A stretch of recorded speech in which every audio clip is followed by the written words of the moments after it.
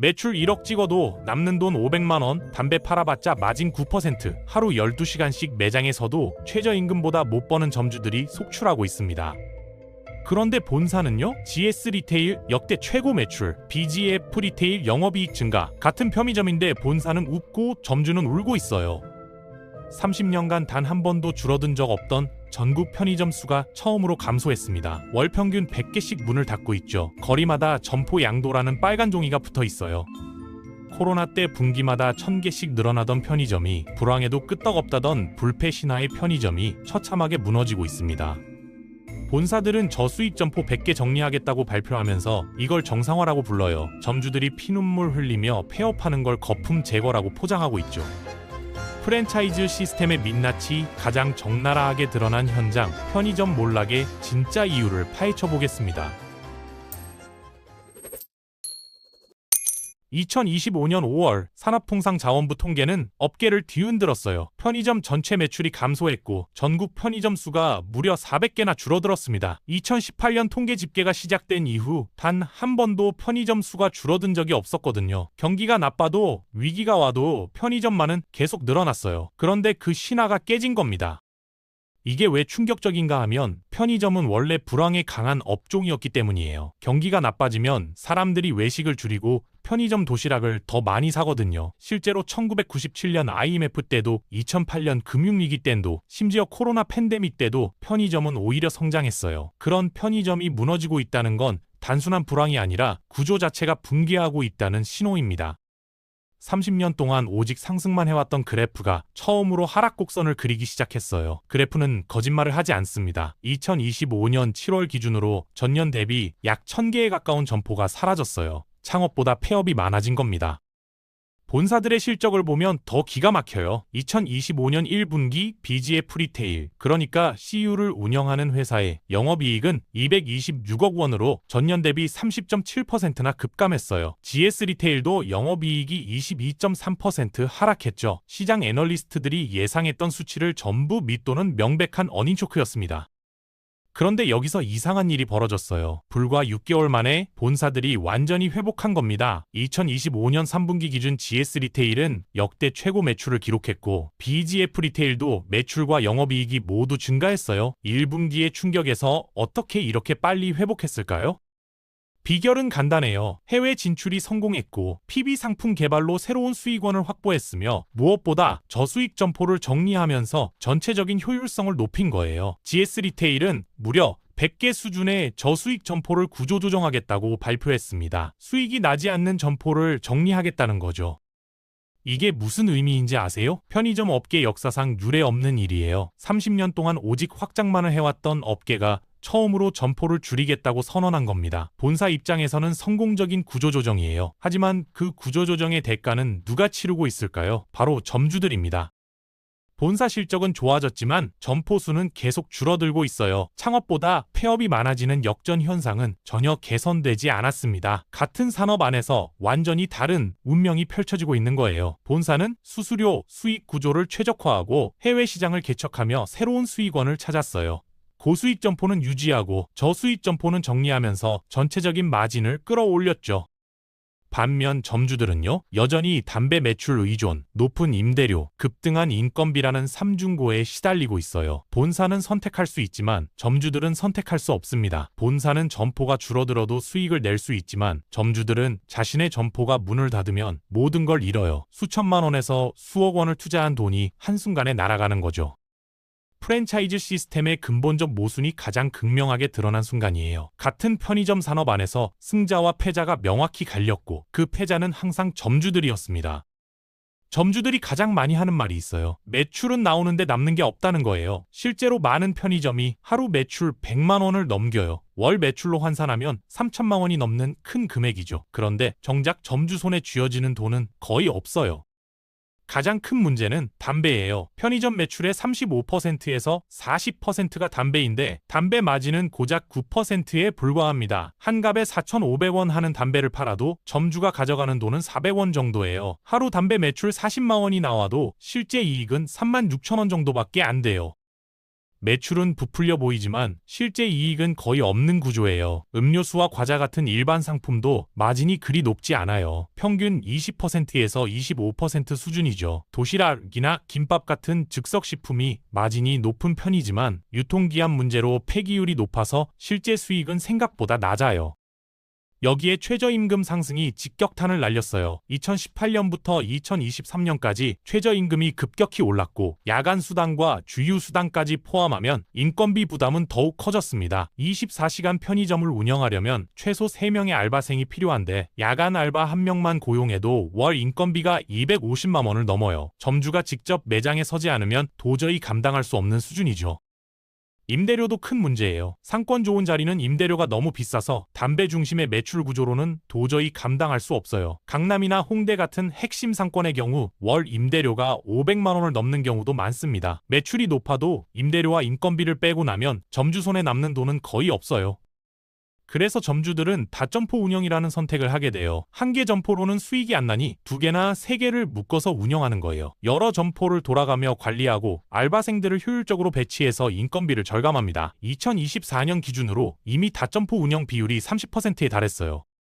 하지만 이것도 해결책이 아니에요. 점포가 늘어나면 관리 부담과 리스크도 함께 늘어나거든요. 결국 점주들은 더 많이 일하면서도 더 적게 버는 악순환에 빠지게 됩니다.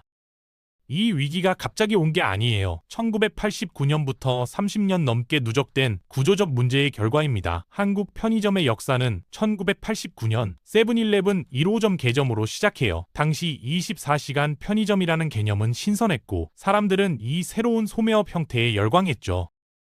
1990년대와 2000년대는 프랜차이즈 붐과 1인 가구 증가, 소매업 현대화가 맞물리며 폭발적으로 성장한 시기였어요. 특히 1997년 IMF 외환 위기는 역설적으로 편의점 산업의 성장을 가속화했습니다. 명예퇴직을 당한 중장년층이 퇴직금을 들고 대거 편의점 창업에 뛰어든 거예요.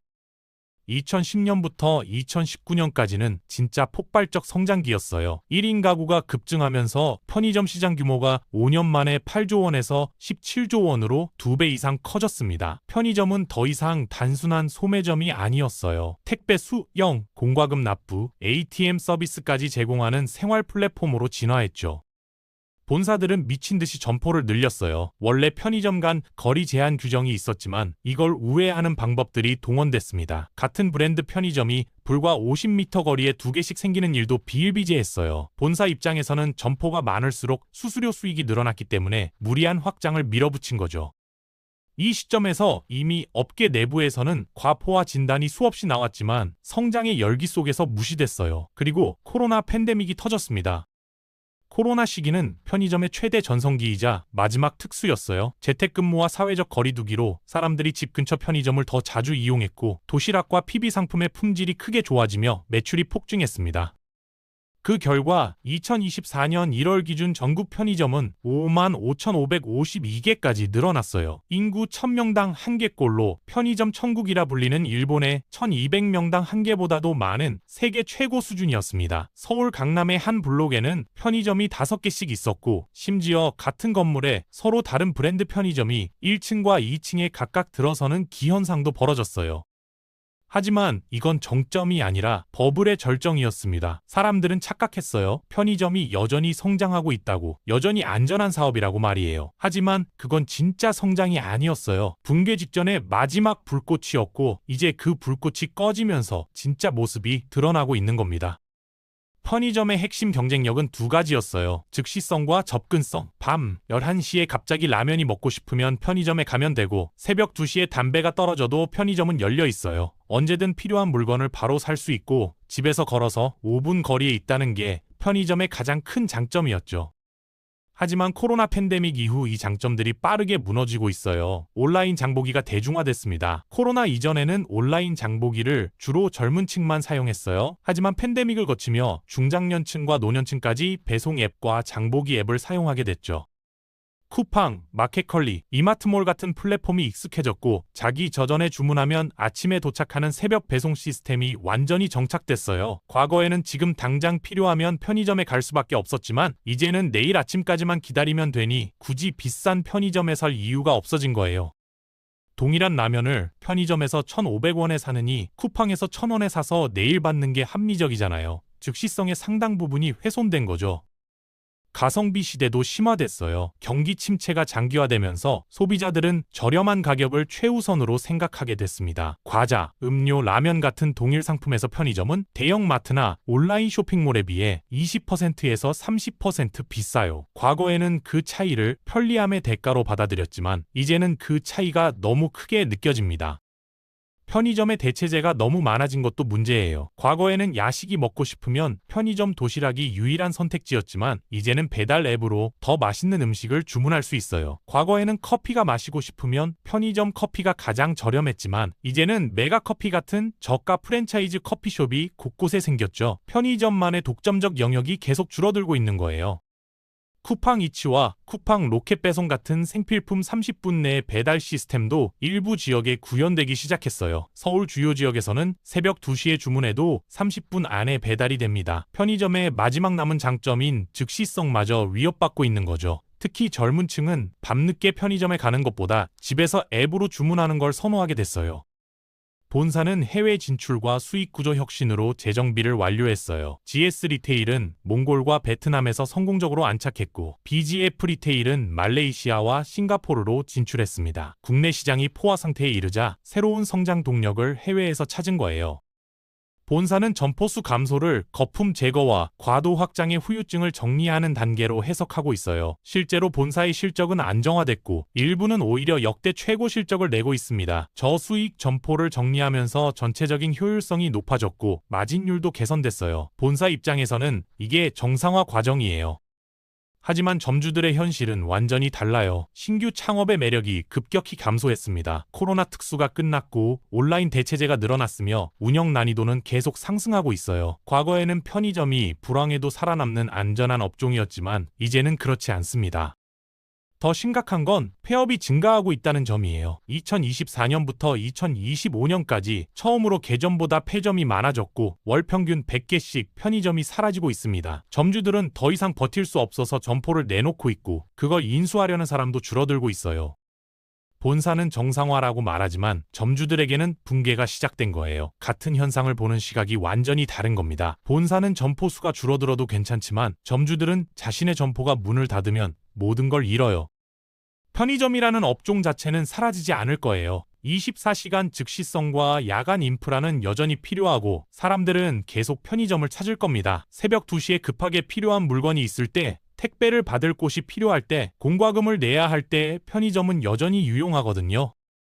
하지만 누가 그 편의점을 운영하느냐는 완전히 다른 문제예요. 개인 점주들이 하나둘 사라지고 그 자리는 기업형 직영점이나 본사 통합 운영 시스템으로 채워질 거예요. 이미 일본에서는 이런 변화가 시작됐어요. 개인 가맹점 비율이 줄어들고 직영점 비율이 늘어나고 있습니다. 한국도 같은 길을 갈 가능성이 높아요. 본사는 저수익 점포를 정리하고 고수익 점포만 남기면서 동시에 핵심 상권에는 직영점을 늘릴 거예요. 2020년대 편의점 위기는 업종의 위기가 아니라 점주 구조의 붕괴입니다. 이건 한국 자영업 구조의 문제와도 직접 연결돼요. 과도한 경쟁, 낮은 마진, 높은 고정비, 본사와 점주 간의 불균형한 수익 분배, 이 모든 게 편의점에서 가장 극명하게 드러나고 있는 거예요. 편의점은 한국 자영업 문제의 축소판이자 미래의 모습입니다. 편의점은 남지만 점주는 사라지는 시대, 그게 우리가 맞이하고 있는 미래예요. 30년 동안 이어져 온 한국 편의점의 역사가 이제 새로운 국면으로 접어들고 있습니다. 과거에는 편의점 창업이 안전한 선택이었지만 이제는 위험한 도박이 돼버렸어요. 본사들도 점주들도 그리고 시장 전체가 이제는 인정하고 있습니다. 편의점의 시대가 바뀌고 있다는 걸요.